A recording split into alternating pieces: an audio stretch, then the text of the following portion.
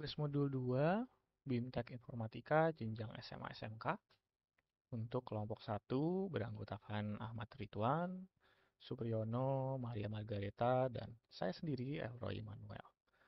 Di sini kami akan membahas tentang soal B, di mana tugas proyek berpikir komputasional yang terintegrasi dengan analisis data.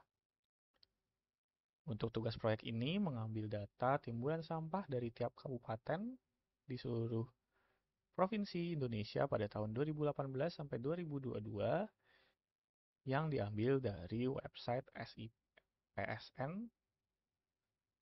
Di sini kami telah mengambil semua data dari semua provinsi dan semua tahun. Untuk soal pertama yaitu berapa jumlah total timbulan sampah tahunan di setiap provinsi pada setiap tahun. Di sini karena jawaban yang dibutuhkan adalah setiap provinsi dan setiap tahun. Maka cara pertama yang dipakai adalah menggunakan filter.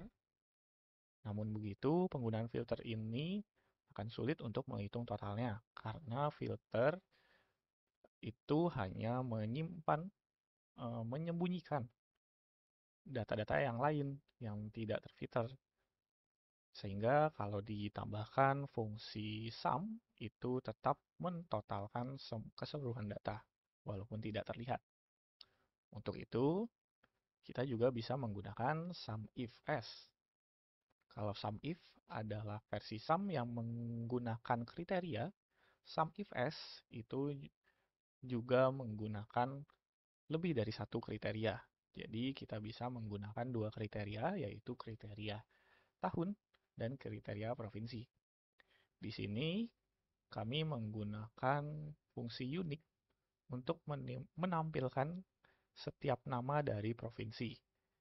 Contohnya kalau di sheet data itu Aceh disebutkan beberapa kali karena eh, ada beberapa kabupaten dan kota, bahkan juga ada tahunnya di 2022 dan di 2021 dengan fungsi unik itu hanya menampilkan satu kata Aceh saja.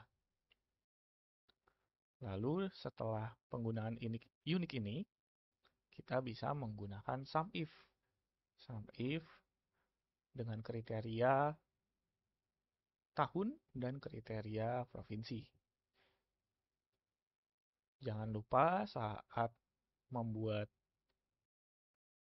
range-nya itu digunakan dolar supaya tidak berpindah saat menggunakan autofill.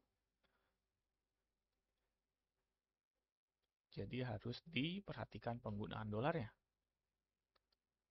Lalu untuk soal nomor 2, itu adalah berapakah rata-rata total timbulan sampah tahunan di setiap provinsi untuk seluruh tahun.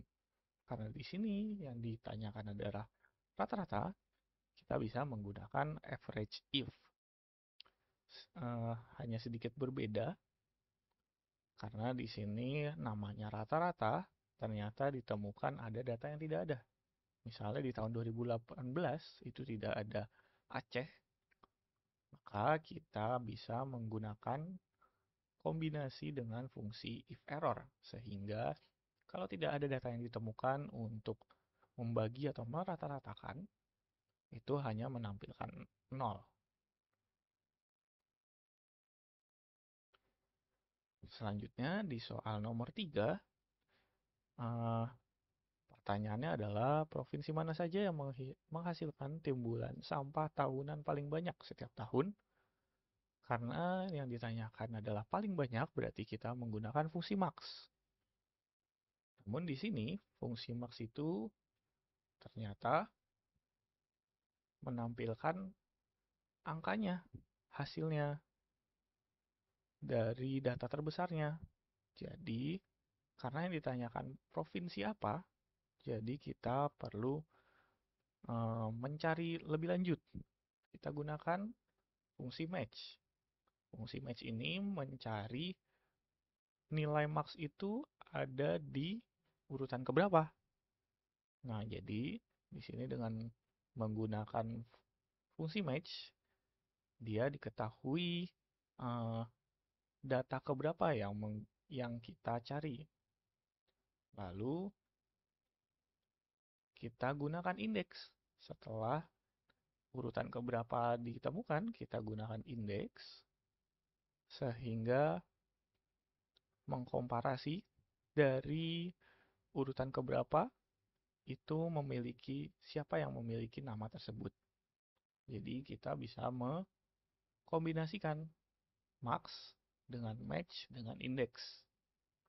Di sini karena kita perlu mengetahui prosesnya, maka tidak dituliskan secara langsung. Sebenarnya bisa saja supaya langsung menghasilkan jawaban Papua Barat contohnya di sini. Jika kita mensubstitusikan fungsi-fungsi yang dipakai, misalnya fungsi marks, fungsi match, lalu fungsi indeks kita substitusikan. Lalu untuk nomor 4, pertanyaannya adalah provinsi mana saja yang menghasilkan timbulan sampah tahunan paling sedikit. Jadi di sini kita menggunakan fungsi min. Fungsi min, karena paling sedikit. Dengan proses yang sama, seperti fungsi max, maka kita perlu mengkombinasikan dengan fungsi match dan fungsi indeks untuk menghasilkan provinsi siapa yang paling sedikit menghasilkan sampah. Lalu untuk soal nomor 5, seperti apakah grafik jumlah total sampah tahunan di setiap provinsi dari tahun ke tahun? Kita bisa menggunakan menu chart. Hanya saja karena di sini menu chart itu akan menampilkan semua provinsi dan semua tahunnya, sehingga dia akan terlihat kecil. Untuk itu, salah satu alternatifnya kita juga bisa menggunakan pivot chart untuk mengenerate pivot table sebelumnya, yang pasti disesuaikan dulu datanya. Nah, kita perlu menyesuaikan datanya di sini.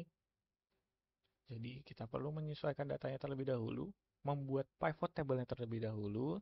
Secara otomatis dia akan memberikan pivot chart-nya, diagramnya langsung. Nah, di sini dengan menggunakan pivot chart, kita bisa memfilter juga, atau kita bisa mengkombinasikan dengan penggunaan slicer. Jadi penggunaan slicer ini hanya perlu mengeklik, Excel secara otomatis akan memfilter. Misalnya mau Aceh saja, dia akan menampilkan data Aceh saja. Atau mau juga bisa 2 provinsi. Jadi bisa kita gunakan slicer juga. Lalu soal terakhir, soal nomor 6, tampilan kategorisasi dan visualisasi rata-rata timbulan sampah tahunan di setiap provinsi untuk seluruh tahun dengan ketentuan hijau jika rata-rata timbulan sampah kurang dari 100.000 ton, kurang dari sama dengan 100.000. Oranye jika di antara 100.000 sampai dengan 700.000. Lalu merah jika lebih dari 700.000. Di sini kita bisa menggunakan conditional formatting, highlight cell rules. Ada beberapa kondisi yang bisa kita gunakan, yaitu kondisi karena di sini ada kurang dari sama dengan untuk 100.000 ton, itu kita gunakan less than or equal to. Lalu di sini ada untuk oranye yang di antara 100.000 sampai 700.000 kita gunakan between. Namun di sini karena di antara terakhirnya, di antara besarnya itu juga termasuk 700.000. Jadi tidak kurang saja, tapi kurang dari sama dengan, berarti kita perlu menambahkan equal to, sama dengan ya. Lalu setelah itu ada kategori provinsi merah, itu menggunakan greater than. Nah, di sini kalau kita lihat, rules yang ada berarti ada 4, yaitu yang lebih dari untuk merah, yang sama dengan itu untuk oranye, yang between di antara 100.000 sampai 700.000 oranye, dan yang hijau saat kurang dari 100.000. Jadi harus hati-hati saat melihat ada kondisi seperti ini. Karena kondisi between itu tidak mencapai, tidak menyentuh angka tersebut. Nah, di sini kami juga memberikan tambahan alternatif, yaitu penggunaan pivot table dari awal. Dengan menggunakan pivot table dari awal, kita bisa menjawab pertanyaan-pertanyaan dari nomor 1 sampai 6 itu langsung, dan bisa langsung mencari kesimpulan dan visualisasinya. Jadi, jika menggunakan pivot table itu lebih mudah lagi. Bahkan kalau kita gunakan pivot chart dan slicer itu akan lebih mudah pengerjaan dan penyelesaian dari soal-soal ini.